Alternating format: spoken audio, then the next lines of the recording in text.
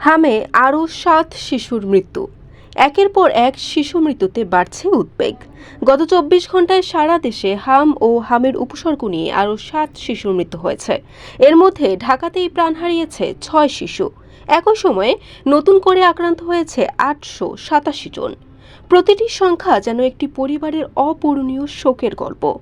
সন্তানের মৃত্যুতে স্বজনদের আহাজারি, আর হাসপাতালের শিশু ওয়ার্ডে উদ্বিগ্ন অভিভাবকদের দীর্ঘ অপেক্ষা। হামের প্রকোপে এমন দৃশ্যই এখন ক্রমেই বাড়ছে। স্বাস্থ্য অধিদপ্তরের তথ্য অনুযায়ী গত ১৫ই মার্চ থেকে ২০শে জুন পর্যন্ত সারা দেশে হাম ও এর উপসর্গ নিয়ে মোট ৬৭৭ শিশুর মৃত্যু হয়েছে। এর মধ্যে পরীক্ষায় নিশ্চিত হামে মারা গেছে ৯৩ জন, আর উপসর্গ নিয়ে মৃত্যু হয়েছে ৫৮৪ শিশুর। এই সময় পরীক্ষায় নিশ্চিত হামে আক্রান্ত হয়েছে ১০,৯৪৯ জন, আর হামের উপসর্গ নিয়ে দেশের বিভিন্ন হাসপাতালে চিকিৎসা নিয়েছে ৯১,৭৮৯ জন। সবচেয়ে বেশি ক্ষতিগ্রস্ত ঢাকা বিভাগ।